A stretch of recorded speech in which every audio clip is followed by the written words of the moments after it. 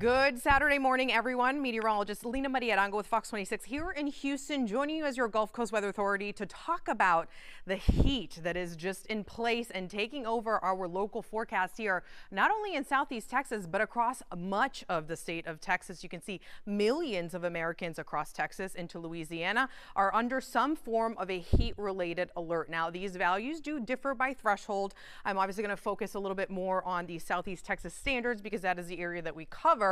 We see heat advisories issued with a feels like value at or above 108 degrees. Excessive heat warnings get issued when you expect widespread heat indices at or above 113. We had one issued yesterday. We have one in effect today and extending into the evening on Father's Day. So tomorrow night at 8 p.m. And this is the first of its kind that's been issued in nearly 7 years since 2016. Just to kind of give you an idea of what we're dealing with when we're talking about this heat. Now, keep in mind, I don't want anyone to get too obsessed over the actual temperatures. It's not that they're not necessarily important, but it's really the humidity, the dew points that are driving those feels like values to be significantly higher than the actual temperatures. You can see daytime highs yesterday did not hit 100. We hit 99 in Cleveland, Huntsville, College Station, Brenham, Katy, mid 90s in and around the city, low to mid 90s along the coastline. And as we make our way through the next few days into the weekend and much of next week, daytime highs are likely going to hover near those thresholds, upper 90s, low 100s inland, low to mid 90s along the coast. So we are definitely above average for this time of year. But as mentioned, when you factor in that humidity that is incredibly high, dew points in the upper 70s to near 80 degrees, take a look at what it does to the feels like values.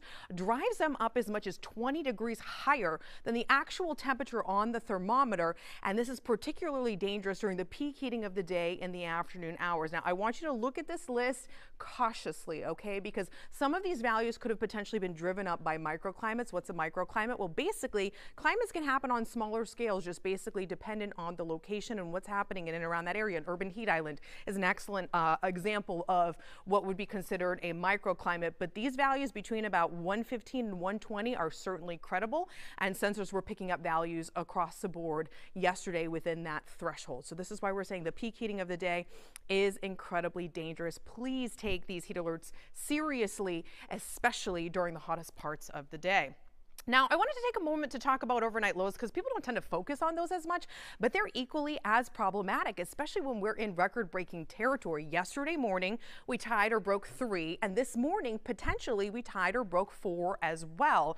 When you've got temperatures that don't cool below 80, it places an incredible amount of stress on our bodies and on our infrastructure. And overnight lows during the summer are warming as much as twice as fast as daytime highs. You can see between 1970 and 2021, so that's a span of over 50 years, average temperatures have increased by over 5 degrees. And this is problematic for a variety of reasons. Why? Well, if you start from a higher value, then your daytime high is capable of reaching a higher value in the afternoon because the temperature floor is higher. But as mentioned, that's when our bodies and our infrastructure tend to recover from this heat. And well, if you're not cooling below 80, it's pretty difficult to give the AC a break. And this is also particularly dangerous in increasing our health risks for vulnerable populations, young children, the elderly, those with chronic illnesses, those who work outside and are unable to escape these conditions, and also low-income areas and neighborhoods that might not have adequate access to air conditioning, or of course the unhoused. There's tons of resources up on our website for cooling centers. You can call 311. They will give you a ride there in the event that you don't have adequate access to air conditioning. Perhaps you're planning to beat the heat by cooling off near the beach or the pool, where there's some other dangers you do need to keep in mind. Not only are you going to overheat incredibly quickly if you're spending extended periods of time outside, you're going to burn very quickly. Look at how strong the sun is. Extreme UV values, okay? So you got to make sure you're taking breaks often in the shade, not just for the sake of heat safety, but also for the sake, of course, of not burning. As mentioned, temperatures will be slightly lower along the coastline, and heat index values will also be slightly lower as a result of that, but they are still going to be above dangerous thresholds. The other danger along the coastline is rip currents, and those are being driven by gusty south winds. So thankfully, we have some sort of a wind to move this air around in the afternoon. However, it's moving around hot and humid air. I mean, again, at least it's it's not stagnant, but with southerly flow, onshore flow, that's creating hazardous seas that are both elevated, the risk for rip currents as well. And this is through Monday. So if you're headed to the beach this weekend, please swim near a lifeguard and be paying attention to those caution flags as well that are likely going to be up throughout the weekend. I mentioned heat safety information. I mean, we've been talking about this ad nauseum, right, for a week, if not more. I would urge you to go to fox26houston.com. That is our website. You know, perhaps this is the first time that you're watching this, or you're watching from another area, which of course, thank you for tuning in. Hopefully you're learning something from this. We've got tons of resources up on our website, of course, talking about heat safety, right? How do you keep yourself safe? Because if you can't keep yourself safe, you can't take precautions for any of these other things. How to avoid getting to the point of heat illness, but also to know the differences between heat exhaustion, heat stroke, and what to do if you find yourself experiencing either one of those. I mentioned we had the list of cooling centers, right? Where they are, when they're open. Again, you can call 311 if you need a ride to take you to any of those locations. We've got information up there on hot car safety. One of our reporters, Matthew Seedorf, did an incredibly powerful demonstration of the dangers of a hot car. I would urge you to watch that one. And we talk about pets as well. You can also call 311 if you see a pet in distress.